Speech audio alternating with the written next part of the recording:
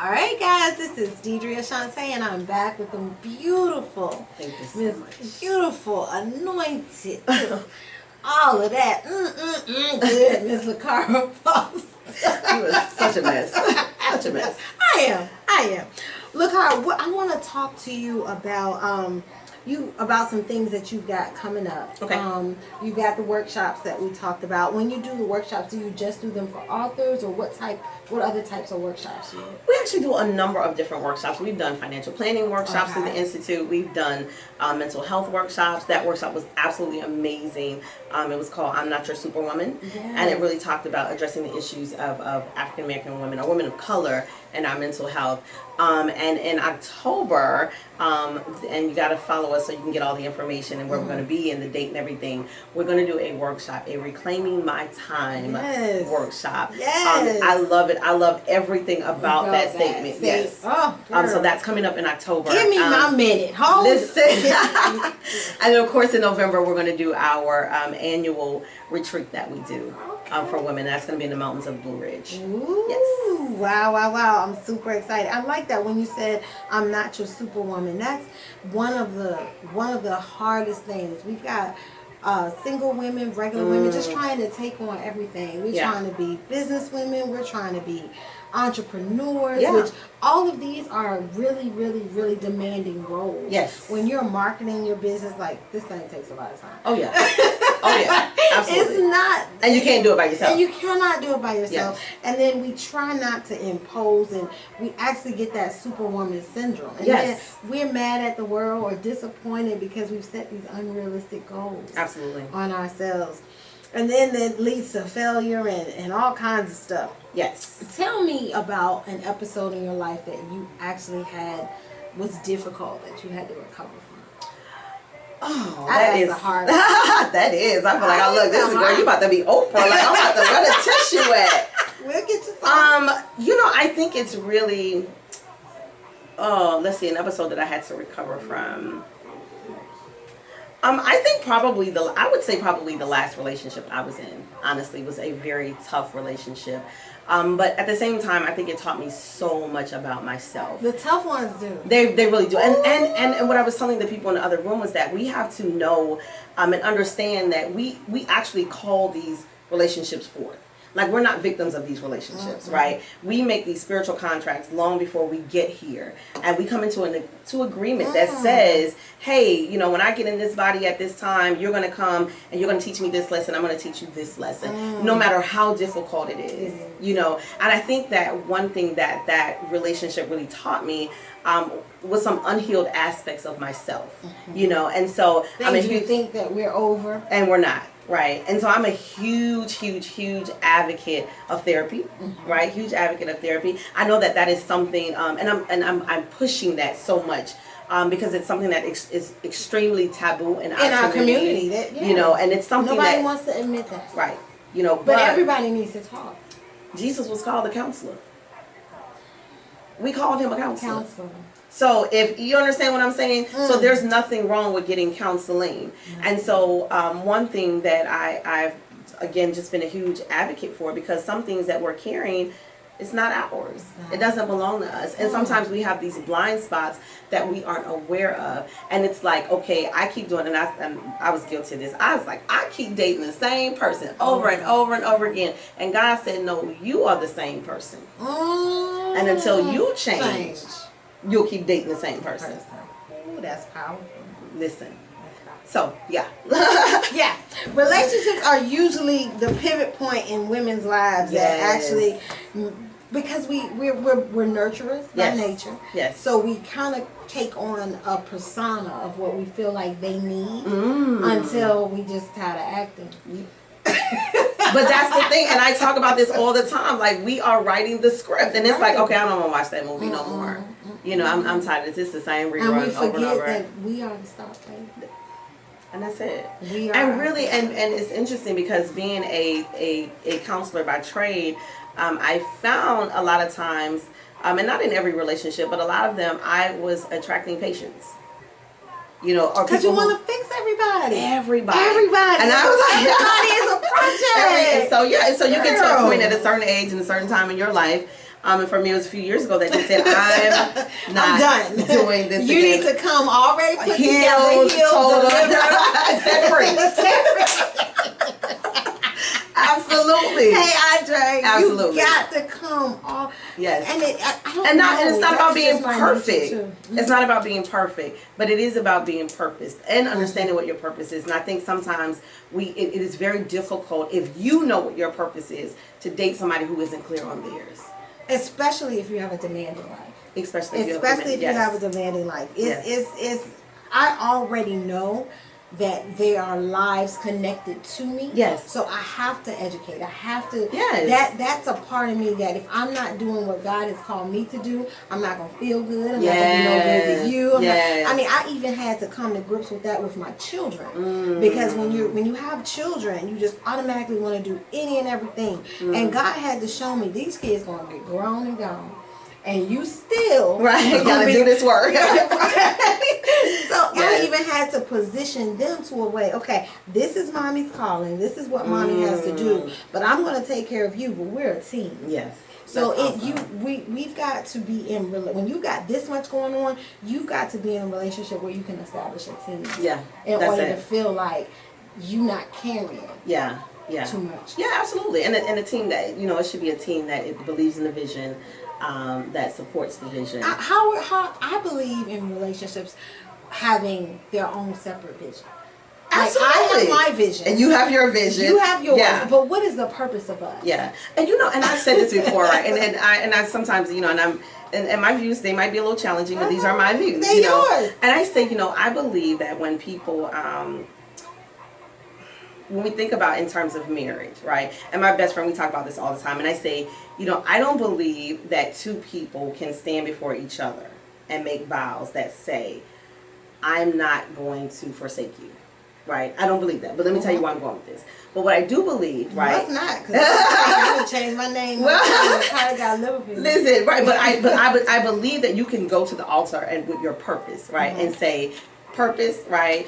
I will not forsake you, right? I'm going to do this, right? I'm going to do my purpose in sickness and in health, for sicker, for sicker or poor, better or worse, rich. I'm going to do this thing no matter what, right? And if I marry my purpose and you marry your purpose, and then our purposes come together and get married, that's the ticket to me. That's the ticket. And the problem is too many. Your purpose is over here. You are over here doing this. I'm over here doing this. And all this space in between ain't nothing but opportunity and a mess. Yeah, but I think that's the thing is that you should know. Ideally, you want to know what your purpose is before you enter in a relationship. You got to know. And that means you got to spend some time with your Creator. Got to. That's the only thing that's going to draw you to it. Yeah. Is spending some actual time figuring it out with God. That's it. Because someone else can't do that for you. Absolutely. You can't find that, that perfect 10 and be like, ooh, they're going to help me find my purpose. But see, that's what our people do. I don't know what my purpose is. I'm just going to go with you. Yeah, I'm going to go with you. Listen, I'm going to go with you. No. And we be like, I'll take you. Yes. You such a mess. You such a mess. I'm sorry. Okay. All right. I'm gonna be good. Okay. Okay. So that's key. What community-wise? Yes.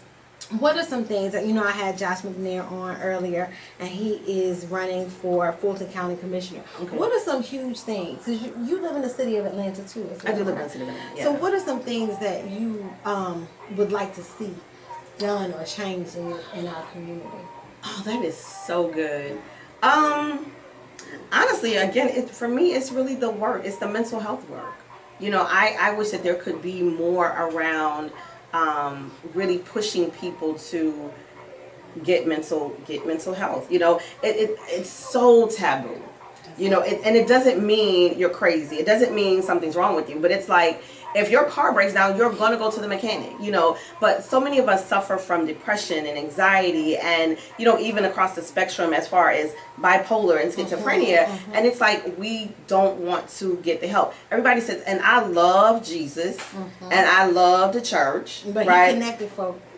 Right. So, people, our parents and grandparents were like, you know, you take it to the Lord in prayer. And I think that that's wonderful. But after you take it to the Lord in prayer, you need to pay your copay and go see the therapist. And I try to tell people that we're not we're multifaceted. We are. We have our spirit, yes, and we are human. We are. They're two separate entities that dwell together. Yes. And if we don't have control over the faculties to pull that humanness into subjection, come on now.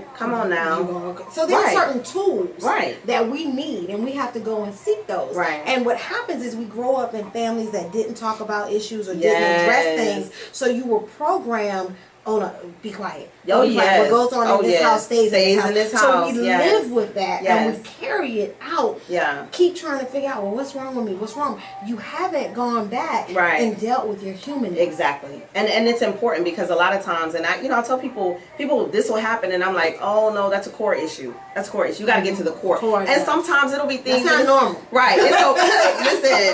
Listen. I'm like, I go to therapy once a week, and then when I tell you it's the best hour of my week, I don't even know if I should shout my therapist out. I won't right now, but I give this lady so much business. I know. I'm sure she won't mind.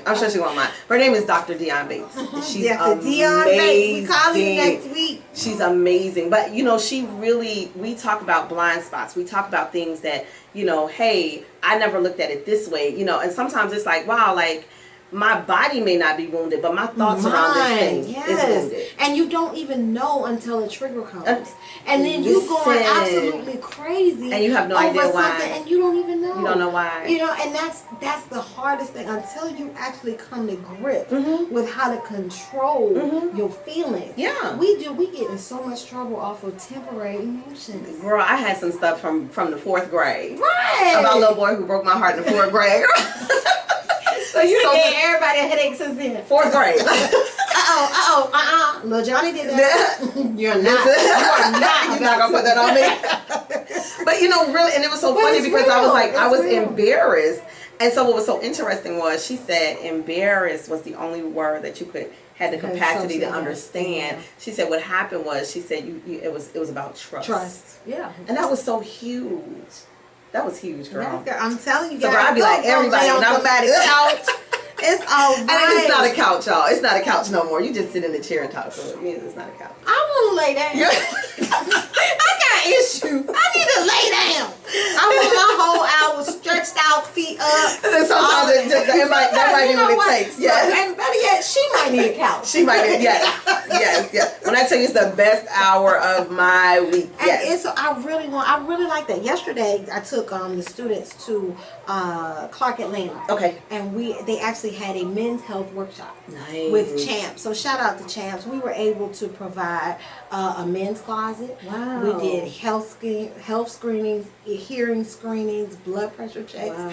They sent them home with kits. Wow. It was awesome. That's so amazing. we need to get that. We need to get some of those going for women because they did have some follow-up and some doctors available if they needed to ask questions. But to see over 250 men taking care of themselves. Wow. And they were having conversations. We did the little room with the haircuts, but they were having conversations like, by the time I pay for gas, how am I gonna pay a copay? And these were working professionals. Wow. They were not. And sometimes, and that's what people need to know. Like, there are counselors who have sliding scales. They have free, depending upon what you make, But it's like things that when you talk about depression and you talk about anxiety, and sometimes people don't know that they're depressed because it's masking itself as anger, it's masking itself as irritation, and so all these other things. And it's everybody around you, not you. Not you. Not you. Absolutely. It ain't you. It ain't me. No, it ain't absolutely. Me. You nutty ass case. but it's not you. And when I tell people, when you around people, if everybody do the same thing to you, everybody get on your nerves. The whole room get on your nerves. It can't be everybody. It just can't. My bishop said that the other day. He was like, it can't be everybody. It just can't be everybody. Might be. Every church, not her church. Everyone? how many calluses you done left? Every church, every month. That's going to be my prayer this week. I'm going to go to God in prayer every day this week. I really want the mindset of the people to change that this taboo or this stigma that we have. Unless I'm such a huge proponent of it. Like, I really am. Like, that workshop was probably one of my favorite workshops. I'm Not Your Superwoman. We had Dr. Dionne Bates was there. We had another woman that talked about trauma. She specifically dealt with trauma. We had Trey Anthony there, she's a playwright. Yeah, you know Trey. And she did an actual workshop that was talking about When Superwoman Fell from the Sky, where she talked about having, she's like the first Black woman in Canada to have her own network television show, and how she suffered a mild heart attack. Like in the midst of all of that, trying to do everything. And then when you stop and you start to value yourself and put your own needs first, everybody think you done lost it. That's how you know. That's how you know. They like. That's how you know. And that's the thing. I believe in self-care. Like, what are you doing to take care of yourself? How can My you last take care class of me if you can? in human services, one of their homework assignments that I instituted was they had to take an hour a week for themselves, and then they had to report the next week on what they did. I don't care if you went and got your nails done. I don't care if you took a nap. Like, you had to take an hour a week just for yourself. Like, we have to begin to institute our own self-care. Because we're robots. Yeah. We get up, we do the same thing every day. We never even do a check to say, are you okay? Yeah. My thing is ice cream. Yeah. I got home. Like, we're so programmed. It was so funny. I saw walking. The first thing my therapist always says, she says, "How are you feeling emotionally?" And I'm so used to being like, "Oh my gosh, I'm so." She's like, "No, no, break it, get it." I said that, and I was like, back the layers. I'm actually sad. Like, I was like, I'm so used to being like, hey, everything's. I was like, you know what? I was worried about this, and so having to really kind of check in with myself and say, how are you really doing? And that's how you really figure out what you like. Yeah. Because we'll say, oh, I like this because Mama liked it. You don't really like it. And we do that. I tell people all the time, we get in these relationships and we mad at them because they place these unrealistic expectations, but you don't even know what you want to make you happy consistently. So how am I supposed to know? And a lot of times, I tell people, sometimes we are trying to reconcile relationships with our parents. It's like, oh, well, Mama didn't give me this, so I keep finding a woman that's not going to give the same thing to me. This too. Find a man that's not going to give that to me too, and I'm going to play this thing out over and over again until I become aware, like, oh, that's what I'm doing. Crazy. Yeah. Just crazy. Listen, we could do this for hours, girl.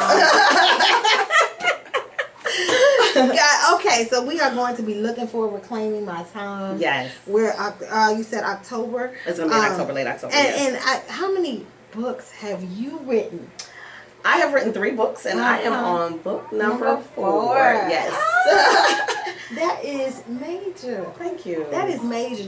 I love to see people actually have a vision and actually make it come to pass. And especially with you, because you are empowering. Everything that you write down is real. Thank you. Like, you're not. I've never seen you all buttered up fake. No. No. God's not going to be fake with me. I'm not going to be fake with y'all, right? Like, I'm accountable for what I say. Yes. Like, if I come and be fake, I can't sleep at night. Oh no. We ain't got, and I said, when God reveals to you what your purpose is, you actually realize how much time you don't have left. Yes. So time is of the essence. It's an urgent matter now. Yes. Urgent. Yes. So this new project, tell me about it. I'm gonna get y'all. This gonna be the tea, y'all. This gonna be the tea. Yeah, you know why this is gonna be the tea? Because I'm about to tell you guys something. I have a team of people that I work with, and only my team knows about this book. But I know. But in the spirit of accountability, because just what I make my students do is to give the date and everything. The book is going to be released January 1st, 2018. January 1st, 2018. And I gotta give me a pre-order. Yes. And I truly believe, for me, I believe that it's going to be my best work yet. Yes. God is really working on me. And the book is, it's titled Above All That You Could Ask. And the word is really ask. And what we talk about, because one day I was in church, And I thank God all the time. And I mean, I'd be like, thank you, God, for my table. Thank you, God, for my chair, for my friends. Right? I really do. I walk around the house like, thank you, God, for these walls and this floor. Because I'm just that grateful, because I know, like, first of all, I didn't even qualify for that house. Number one, let's talk about that. Yeah. Right? I ain't about to have the credit scores, barely the money for it, right? Come on now. But you know, God blessed me anyway. Exactly. Anyway. So I'm always grateful for those things. Had right. you not asked. Listen. And what's so interesting, Deidre, is I was sitting in church, and God says, the blessing isn't in the manifestation. That's not where the blessing is. God said the blessing is in the asking. And I was like confused for a whole week. Like, what does that mean? Right? What does that mean? The blessing is in the asking. And so I go to the school, and I got the whiteboard up because I love working on my whiteboard. And I just write the word ask. And I'm like, I keep it simple, and I got to know what that word means. And so 3 words come up that really kind of pop up at me. And it is the word request, solicit, and invite. And I see the word invite, and it reminds me of a Stephen Furtick sermon that I had just heard, where he's talking about, the name of his sermon is Why Did Jesus Go to the Wedding? And he goes on, and he's talking, and it's a beautiful sermon. And at the end, he's like, do y'all want to know why Jesus went to the wedding? And he's like, because he was invited. He says, God will go where you invite him. Yes. Right? And so I was like, wow, like this is an opportunity. When you ask God for something, what you're doing is you're actually inviting God to co-create with you in this thing that you're asking for. And so what the book is really going to do, it's going to break down several principles of just really how do we go from asking God, what does that mean to ask God, and what does it look like to receive? And we're not just talking about physical things, because sometimes we want to ask for peace. We don't know that we can ask for peace. We don't know that we can ask for deliverance. Yes. You know, we don't know. Yeah, it's beyond asking for money and cars and things. What are you really asking? So much that's bigger than that. So much bigger than that. Because I just, I tell you, I love me some boo-boo. The car gets seated. Can you give me some peace? Listen. Right, and so God says that God wants to bless us exceedingly abundantly above all that we ask. You know what? That is major. And what I feel in my spirit about ask is that if you ask, you are showing God that you believe He can do it. Oh, absolutely. And that's really, and that goes into what the book is going to be talking about. It's a trust thing. Yes. It's a trust thing. I'm not going to ask you, especially, we don't like to be told no. Oh, yeah. So I would, some people will hint around telling you what they actually need. Yeah. But it also talks about, and the book is going to talk about not only what you ask for, but is what you're asking for aligned with the word, right? With the word and with your purpose. And what are you going to do? And I tell people, we want this, we want that, and I say, the cup. We talk about, the overflow, right? What's in the cup belongs to you. Yeah. The overflow belongs to everybody else. But if you ain't figured out what you're going to do with the overflow, you going to fill the cup up? Why? Some of y'all just need a cup. You know what I mean? Like, just be grateful for the cup till you figure out your purpose. Just be thank God I got a cup, and you can fill it as soon as I figure out what I'm doing and what it's for. Listen, and being grateful for what's already in your cup, and that's how you get to the overflow. Oh, wow. That gratefulness will multiply what's in your cup. Girl. I'm just saying. Come on, baby, y'all. She makes me smile. She make my spirit smile. You guys. She make my spirit smile. January 1st, 2018. Yes, it is going down. Pre-orders will be coming, and you guys will see and hear a lot more. And of course, I'm going to come back as soon as please come back. Come back anytime. We love you. I'm proud of you. Eyes have not seen all that God has in store for Miss Lakara, because you are a willing. Thank you. Vessel. Thank you. Willing, and you are so your spirit doesn't turn people off. Your spirit is so